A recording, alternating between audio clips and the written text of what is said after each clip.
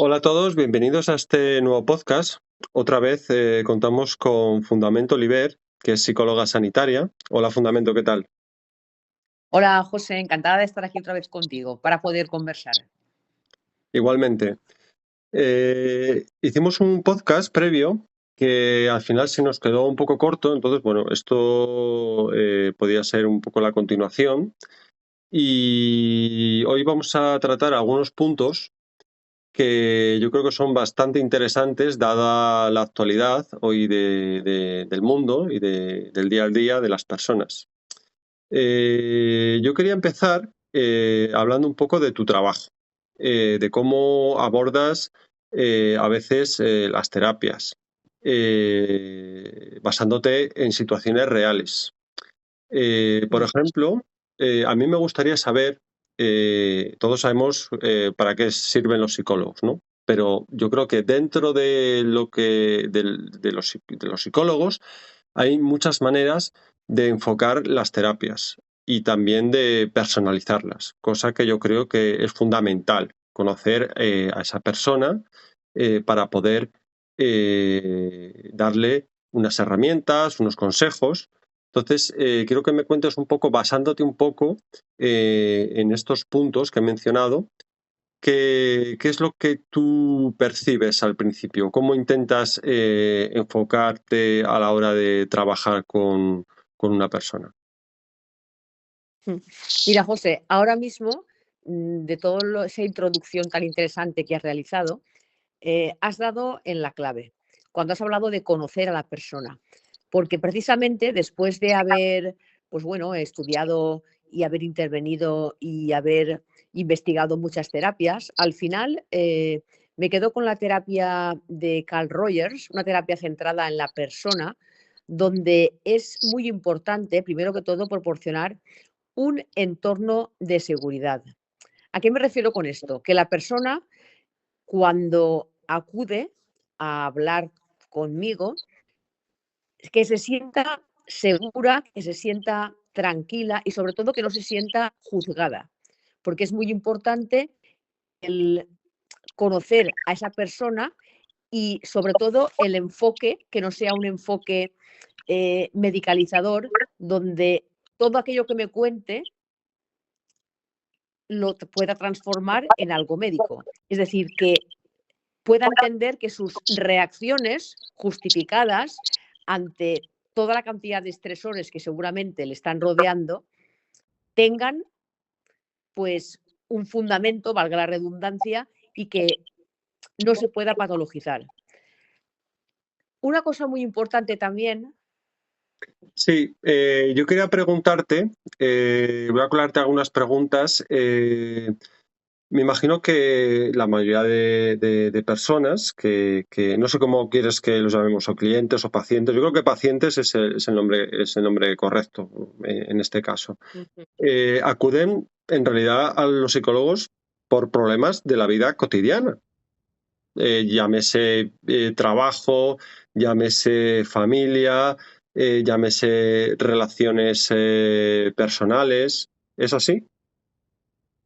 Sí, claro que sí. Es que resulta que es muy importante distinguir a lo mejor unos problemas cotidianos, como tú bien dices, del día a día y que realmente son factores estresores, condicionantes que hay culturales, sociales, económicos que pueden afectar al trabajo, a la pareja, a los hijos, que no tienen por qué tener un cariz patológico, sino que realmente son las vicisitudes a las cuales nos enfrentamos como personas. Todas las personas tenemos nuestros momentos donde nos encontramos bien y otros donde nos encontramos bien. O sea, quieres decir que sentirte mal muchas veces es lo más normal del mundo. En la vida habrá momentos en los que serás feliz y otros momentos en los que estarás triste. Exactamente. O sea, es que eso realmente es lo normal, aunque no me gusta mucho utilizar la palabra normal, pero podríamos decir que esto es realmente lo que nos proporciona también el equilibrio como personas. Es decir, el saber que tenemos momentos donde vamos a encontrarnos bien y vamos a responder de una forma adecuada y vamos a adaptarnos a esas circunstancias y otros momentos donde a lo mejor resulta que nos va a costar más adaptarnos. pero es que realmente eso precisamente es enfrentarnos a la vida.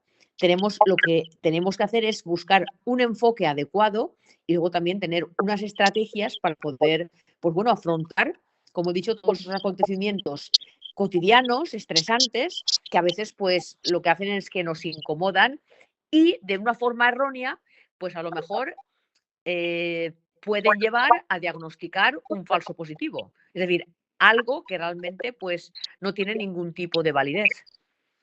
Sí, yo creo que esto es una opinión mía que quizás muchas veces hay que actuar sobre los problemas en vez de repensarlos muchas veces.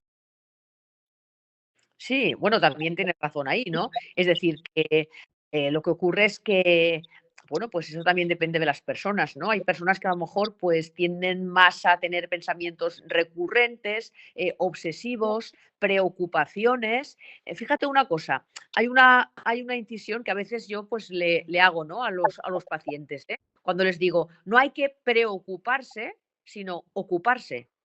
Fíjate, con estas dos palabras, cuando Ujú, ponemos pre delante, estamos generando pues una ansiedad, un nerviosismo, un estado agonioso y realmente a veces hay que pasar a la acción. Es decir, no quedarnos enrolados con pensamientos intrusivos, recurrentes, obsesivos, que lo que hacen es paralizarnos. Hay que emplear estrategias y hay que implementarlas. Sí, a veces incluso se habla de un cierto optimismo cruel, ¿no? Donde dicen, bueno, no te preocupes, todo va a ir bien. No, bueno, irá bien si en realidad pues haces algo, ¿no? Si en realidad actúas sobre lo que te está causando un malestar, una ansiedad o lo que tenga esa persona. Exactamente, ¿no? Lo has acertado. Es decir, que he sido bastante crítica siempre con la psicología positiva. Sé feliz, estate siempre en polo positivo. Tú sigue adelante, ánimo, no pasa nada. No, es que esto no es así. Por eso Mm, muy bien has acertado al hablar de ese optimismo cruel. Es que eso es una falacia. Eso no es hablar con claridad ni realmente estar ajustado a un contexto donde sabemos que hay problemas y que continuamente vamos a tener. ujú. Entonces, no es ninguna forma apta, ¿no? Ni adecuada, ¿no? El poder hablar de esta forma, como tú muy bien has comentado, con el optimismo cruel, sí. Ujú. Bien, ahora quería saltar a otro punto que yo creo que hay muchas personas que les interesa, que es el de los tratamientos, pero no tratamientos psicológicos, sino tratamientos químicos. Estamos hablando, pues, de los fármacos que se recetan. Bueno, a día de hoy no solo los psiquiatras, sino incluso médicos de cabecera los prescriben para tratar ya no solo para patologías o diagnósticos relacionados con el espectro psiquiátrico, ¿no? Sino también bueno, para otro tipo de enfermedades. Estamos hablando, para el que no lo haya adivinado, de los antidepresivos y de los ansiolíticos, ¿no? Que tanto se consumen en España y que cada vez, pues bueno, cada vez que hay una noticia, pues bueno, creo que somos líderes europeos y en ansiolíticos yo creo que mundiales del consumo de estos grupos de fármacos. Eh, no sé si, me imagino que conocerás los famosos ISRS, los inhibidores de la recaptación de la serotonina, como la paroxetina, escitalopram, que, bueno, pues son pues a veces o la sertralina, se utilizan como primera línea. ¿Cuál es tu primera impresión de esto?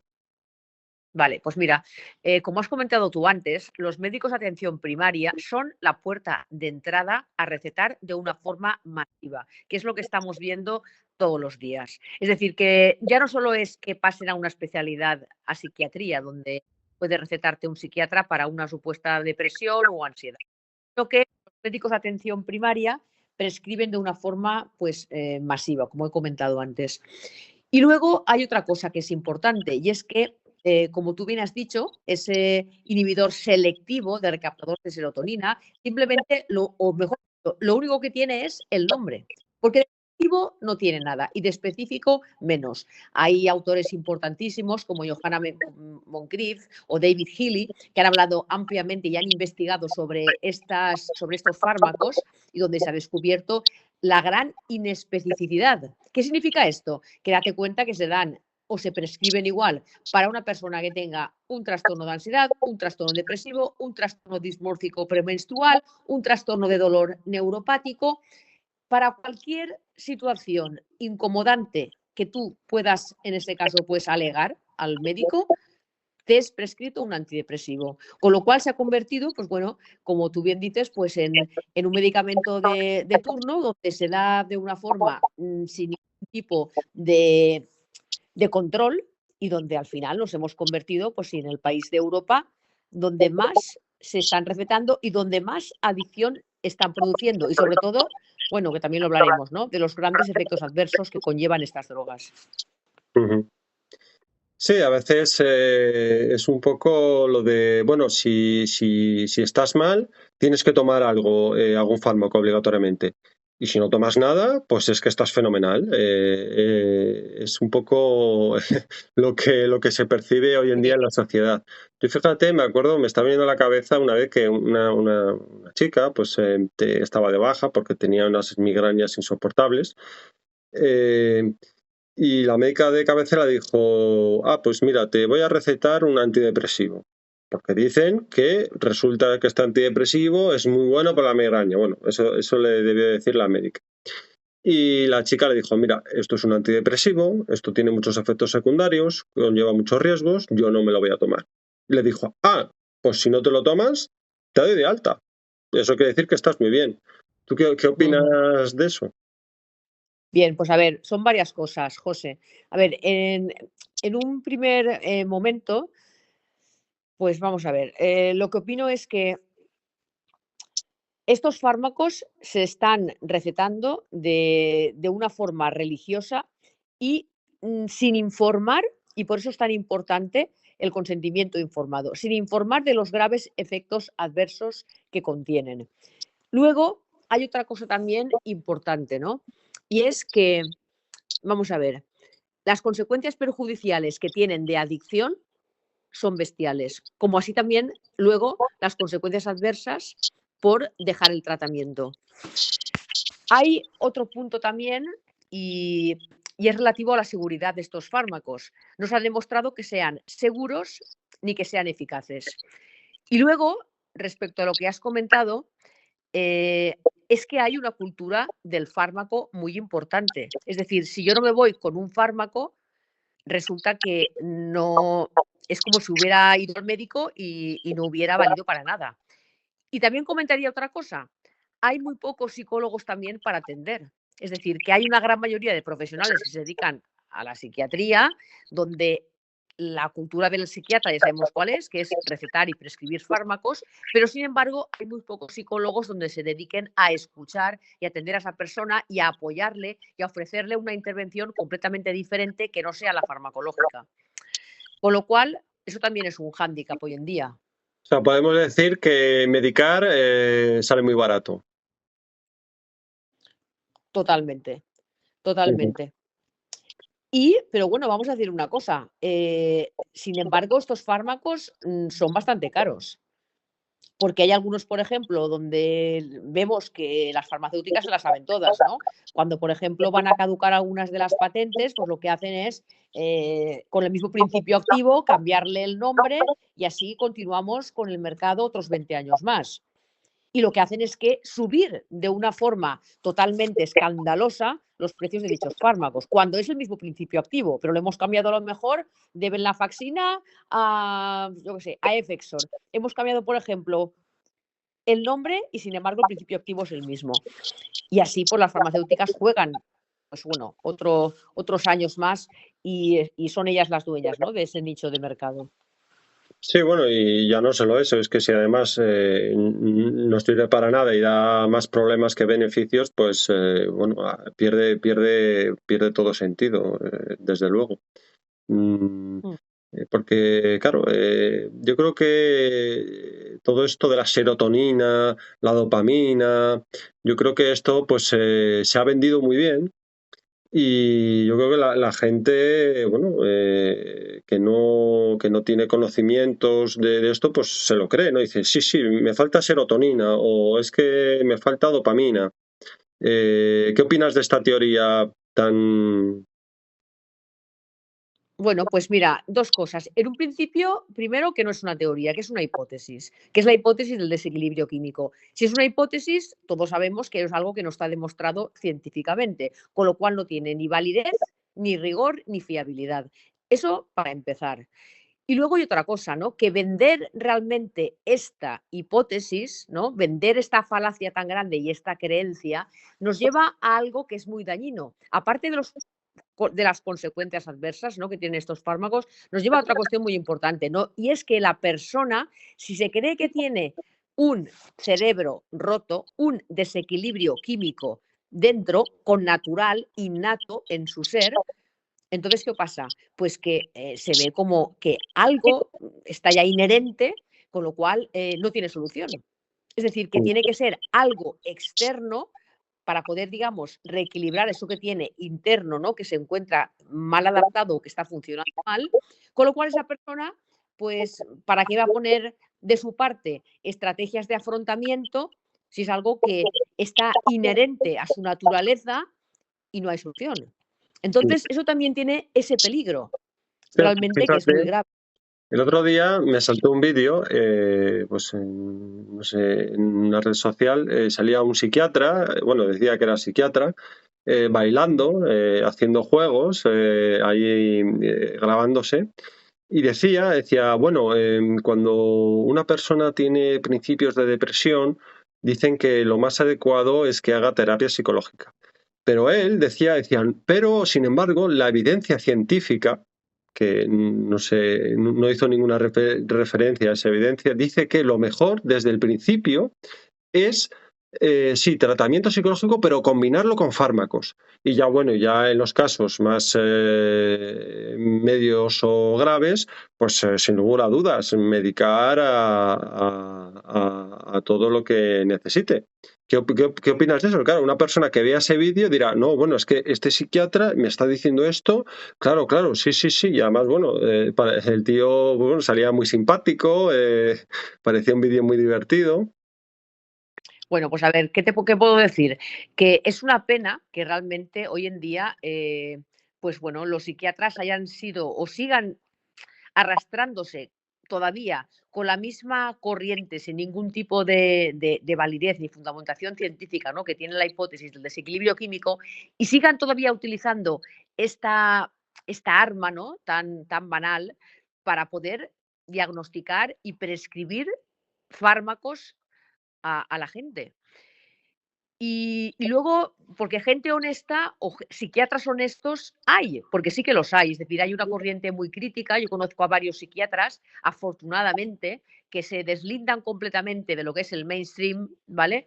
Y esta gente sí que realmente aboga por una reducción de fármacos y aboga por terapias completamente alternativas. Y menos mal que sí que hay, pues bueno, hay psiquiatras hoy en día en España que están deslindándose de la corriente mayoritaria. Pero no, desgraciadamente, eh, es muy minoritaria y entonces la mayoría solo quieren pues que prescribir y prescribir. Si me dices cuál es la razón, pues yo te diría que es o por desconocimiento o por ignorancia, es decir, por falta de ellos mismos de reciclarse y de investigar y de tener una mente abierta y darse cuenta de que eso no es así y que hoy en día hay suficientes investigaciones y estudios ya por psiquiatras y por gente investigadora independiente que ha demostrado que no es así. Con lo cual, eso me parece, pues bueno, una falta de actualización profesional tremenda. O, por otra parte, también puede ser que el tarugueo existe, es decir, existe la complicidad con la industria farmacéutica Sí, y desde existe luego. los entonces, realmente y existen, y también hay otro punto, que es que las formaciones hoy en día de los médicos siguen estando pagando por farmacéuticas. Con lo cual, vamos a ver, una farmacéutica no es una empresa de la caridad, es una industria que quiere sacar un beneficio. Y eso es una realidad patente y es así. Con lo cual, pues no nos podemos engañar. Le importa el dinero, no le importan las personas. Sí, digamos Entonces, que como empresa se ponen unos objetivos cada año y dicen, para este año tenemos que sacar pues un nuevo antidepresivo.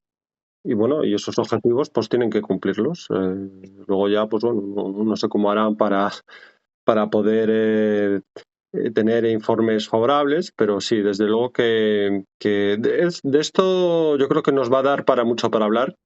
También quería hablarte de, bueno, aparte de los tratamientos químicos, hay otras, yo no sé si llamarlas terapias o pseudoterapias, que básicamente consisten en aplicar campos magnéticos y descargas eléctricas en las cabezas de las personas. Entonces, aquí también me pregunto qué eficacia tiene, cómo pueden medir empíricamente la eficacia de aplicar un campo magnético o una descarga eléctrica en la cabeza de una persona. ¿Cómo le va a beneficiar para sanar esa depresión o esa ansiedad que tiene? bueno, pues me parecen también totalmente aberraciones tecnológicas. Es decir, que la terapia electroconvulsiva o la terapia transcraneal magnética, te refieres a este tipo de terapias, ¿no? No tienen tampoco ningún tipo de validez. Son ampliamente criticadas por grandes estudios y por grandes investigadores como Peter Breggin, como Ben Goldacre, Samiti Mimi, es decir, que hay muchísimos investigadores que hoy en día tienen sobradamente estudios donde critican la falacia, ¿no?, de ese tipo de técnicas. Lo que ocurre es que, fíjate lo que son las cosas, ¿no? Pero parece que como estamos también imbuidos, ¿no?, por una sociedad donde estamos también o sea, idolatramos la tecnología, ¿no? Tecnoidolatrados, ¿no? Iba a decir, ¿no? Es decir, que todo lo que parece que sea técnico, tecnológico, resonancias, estadísticas, neurociencia, parece que nos fascina de una forma abrumadora. Y parece que creamos que todo eso, ¿no? Es decir, que toda esa cantidad de terapias tan técnicas, tan tecnológicas, ¿no?, que parecen aprobadas por la FDA americana y luego, pues, nos deslumbran. Y les concedemos una fascinación y una creencia, pero que realmente no está fundamentada en absoluto.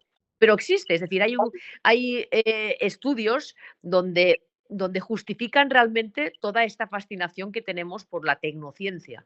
Bueno, es que Y que ya no solo eso, es que, claro, estamos hablando de aplicar una descarga eléctrica que puede ser peligroso para esa persona, o incluso los campos magnéticos de alta intensidad, pues también pueden perjudicar gravemente en este caso, si se aplica en el cerebro. Entonces, bueno, yo creo que gracias a Dios lo que es el famoso electroshock, eso yo creo que ya no se hace o estoy para equivocado. nada. No, no, totalmente equivocado, José. Es que la terapia electroconvulsiva o electroshocks se sigue haciendo y se siguen ofreciendo terapias electroconvulsivas en un montón de hospitales de España. O sea, es algo que parece increíble, pero es cierto que todavía se siga efectuando este tipo de, yo es que no le he podido llamar terapia, ¿no? Porque para mí es una aberración tecnológica y es realmente Lo puedes llamar dañino, descarga perjudicial. eléctrica, que es el nombre, el Sí, nombre que tiene. Es que no es pues más. una descarga eléctrica, correctamente, pues una descarga eléctrica. Y sin embargo, se siguen dando descargas eléctricas.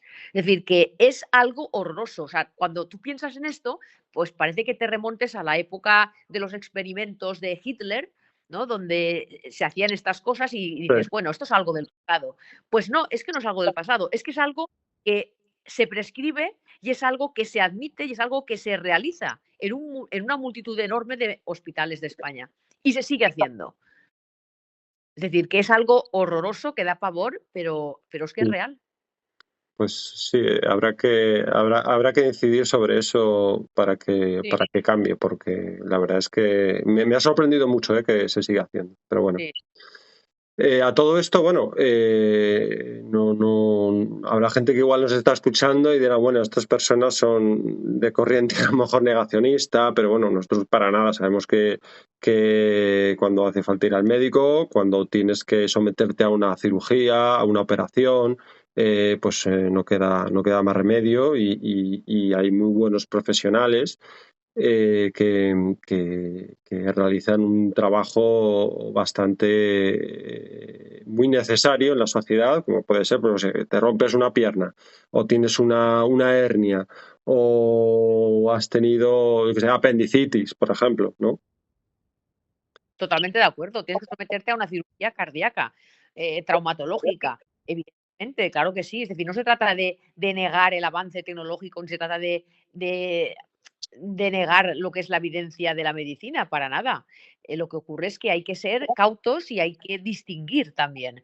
Y luego hay otra cosa que al hilo de lo que comentas, pues también parece interesante decirlo, ¿no? Cuando estamos hablando de fármacos, a ver, puede ser que en un momento muy puntual de tu vida, muy preciso de tu vida, debido a lo mejor a un shock traumático que hayas vivido, pues puede ser que necesites a lo mejor una benzodiazepina durante un corto periodo de tiempo que a lo mejor pueda mitigarte el sufrimiento y el dolor y la ansiedad que puedas tener.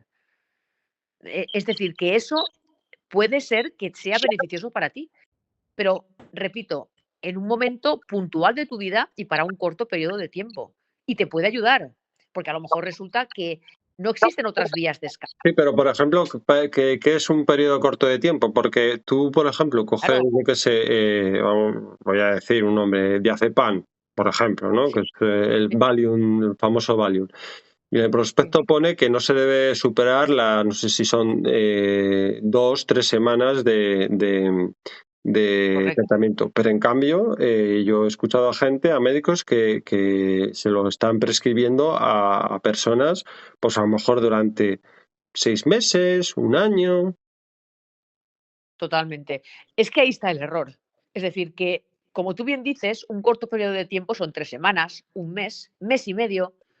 Y además es que lo sorprendente de esto es que en el propio prospecto, en el propio vademecum, lo pone. Es decir, que eso es también lo que más sorprende.